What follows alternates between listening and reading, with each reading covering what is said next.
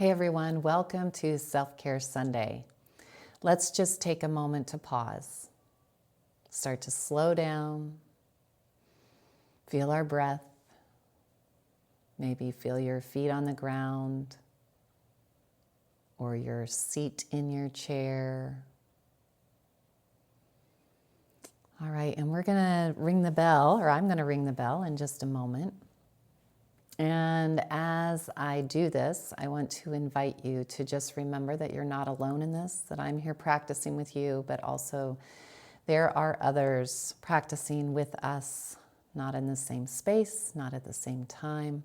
But it's really helpful for us every week to just remember that we are not alone on this journey, and that there are others that even if we don't know them, that we have connection with. So just take a moment to remember that. And then find any position, seated, standing, or lying down, that is comfortable for you. You are welcome to have your eyes open or closed as you get ready to listen to the bell.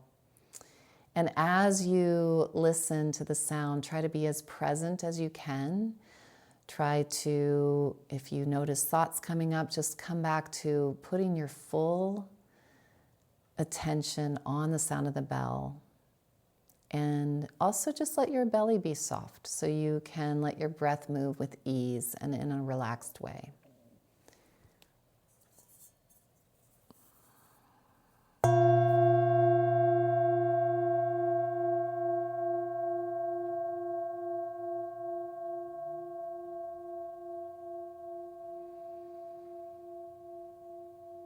Notice how it feels to just let everything take a pause, let everything slow down for a moment, and to hear that sound coming in to your ears.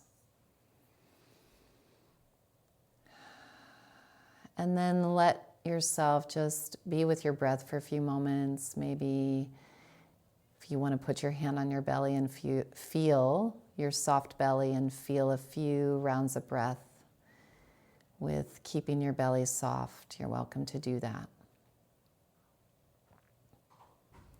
So this week's practice comes from one of my favorite neuroscientists. Her name is Dr. Jill Bolte Taylor. And she has some great TED Talks out there, if you don't know her, and a couple of really fantastic books. But she talks about something, or she teaches about something called the 90-second rule. And here's the idea. So when something activates our nervous system, like triggers us, it could be a stressful email, or the behavior of a student, or a child, or our spouse, right? Could be an intense conversation, or a conversation that did not go well. What happens is our brain releases a flood of stress chemicals into our body. And that surge, the racing heart, the heat in the face, the tightening in the chest or the shoulders, it actually only lasts biologically, physiologically in our body about 90 seconds if we let it go after that 90 seconds. But if we don't let it go, if we're re-triggering, like we're having thoughts, more and more thoughts about what happened, if we're still feeling angry and kind of holding on to that angry, holding on to the upset, it's not actually the original chemical reaction anymore. It's now that we're telling ourselves this story, thinking the thoughts over and over. We just keep telling ourselves about it, and that can continue to reactivate or re-trigger that biological response of stress. So then we keep sending adrenaline and cortisol through our system, which makes us feel more tense, keeps our heart rate up, and it actually decreases our immune function. So what we're going to do with this 90-second practice is learn to pause and try to ride that wave of the biological or physiological stress response, that surge, for 90 seconds instead of feeding it. So before we do that though, I'm gonna give you a little more information to kind of help you understand what's happening in the brain. So our amygdala is kind of like our radar system, always looking out for if there's danger or if we're safe. And if your amygdala senses a threat, like maybe an email that you get feels like a threat, maybe this behavior that a child is giving or doing feels like a threat. So what that does is it sets off the alarm signals in our brain. The amygdala is kind of like our watchtower, but then if there's a threat, it will start to act like an alarm system, like a smoke detector or a guard dog, right? And it'll start barking or going off. And then that triggers this whole sequence of things that sends adrenaline and cortisol through our body from our adrenal glands as one place. And but it's a surge, it's a biological, physiological surge that's happening that really doesn't last that long. And it will end as long as we don't keep getting back into those thoughts and replaying the event or imagining what could have happened next or what should have happened or what we should have done, right? And what we need to remember is that because this is a biological, physiological response, it's not a weakness. There's nothing wrong with us, right? It doesn't mean we failed at something. Our body's doing exactly what it is designed to do, because if there's a threat, we want our body to protect us. It's just sometimes it overreacts in situations that aren't actually dangerous, right? So if we can start to pause and be more present and kind of let that whole surge move through and not get caught up in all the thoughts and stories around the situation, we can then come into a more grounded place, a more clear place, and save a lot of energy and be able to move on with our day with more ease and clarity. So what we're going to do to practice this 90-second rule is the 5 senses grounding practice you maybe have heard of. So I'm going to have you just take a moment to get settled into a position that you feel like, if you're in a place where you can just pause for a moment, that would be fantastic. And then imagine you've just been triggered by something. Maybe you can think about, like, has there been something that has happened this week that created like a surge of emotion, anger, frustration, anxiety, panic, a sense of stress where your heart rate increased, your face got flushed, you got sweaty, you got shaky or whatever, right? See if you can feel that rush of emotion when you think about it. See how you can just trigger your stress response just by remembering or thinking about something, right? So let that come up, and then try not to think about the situation now as much, and now go into your body. And what I'd like you to do is become as present as you can to 5 different things that you can see in the space that you're in. So land your eyes on something. I'm going to look at a plant that I've had for a long time, and I'm going to take it in. And I like this plant. I like looking at it. It has a great history. I'm not going to get into the thoughts too much, but I like this plant. So I'm going to look at it for a moment. And then I'm going to turn my eyes to something else in the room. It could be in the same area. It could be somewhere else. I'm going to look at my cat, right? Letting my eyes land on my beautiful, gorgeous cat. I'm going to look at a blanket that a friend gave to me that's laying on the floor. I'm going to look at this beautiful vase that I love that has a poppy on it. And I'm going to look at a hat that I love, right? So it's nice to find things that you can look at that are actually bring good feelings or pleasant feelings, or just neutral, right? That have a little more positive association. Maybe it's a color you like to look at. Now let's take a moment to use our tactile sense and feel 4 things with different textures. So maybe you feel some part of your clothing, right? My sweatpants are soft.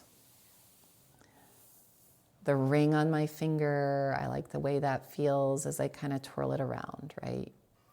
You can find just a couple more things if possible. Maybe you have a string like I do. You want to just take a few moments to let run through your fingers. Maybe you touch your own skin or your hair or your socks.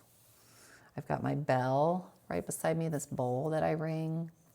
I like the way that feels.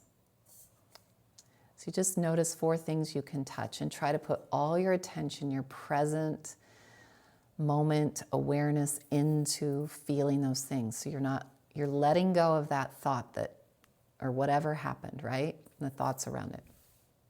Now 3 things that you can hear. So maybe right now you notice my voice, but then I'm going to get quiet and let you notice 2 or 3 things that you can hear.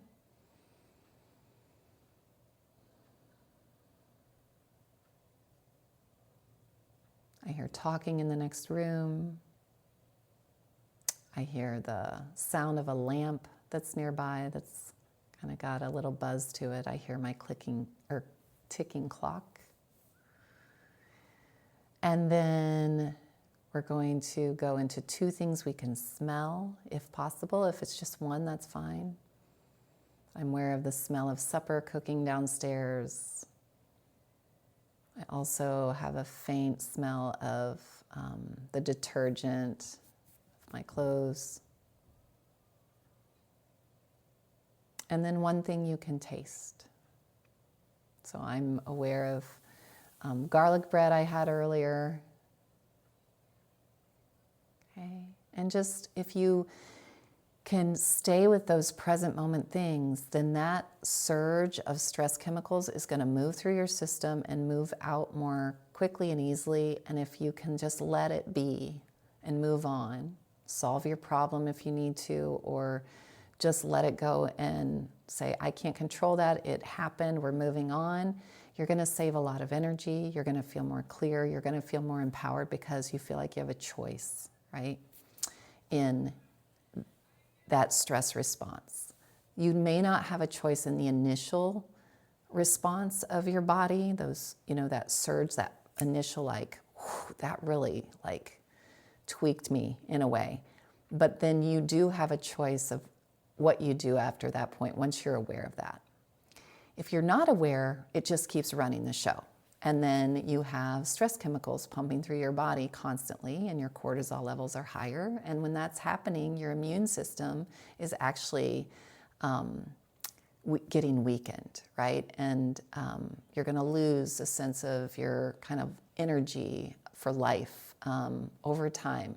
It can start to impact our health and our clarity of mind and cognition.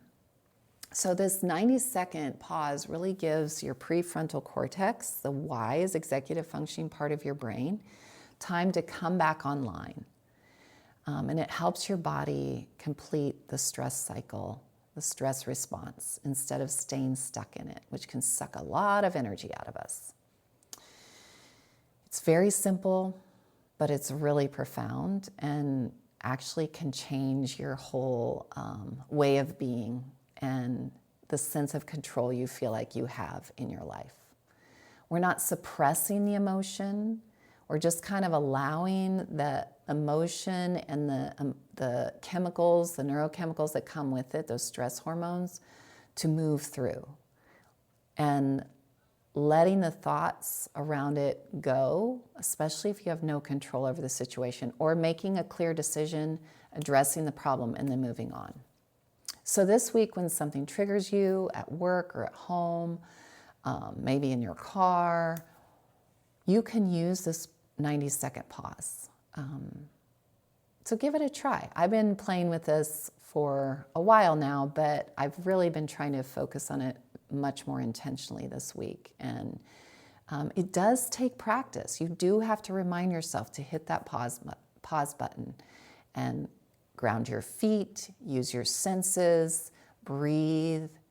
Just remind yourself this is a 90-second wave and I can ride it. And when it passes, I can notice what's left. And often what's left is space and clarity and choice.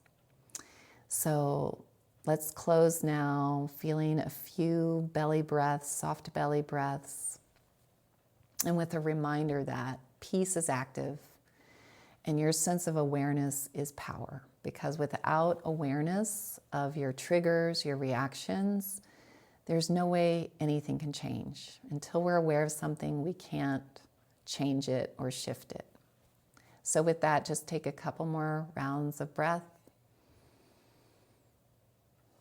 And I thank you for joining me today, and take good care. I'll see you next time. Peace.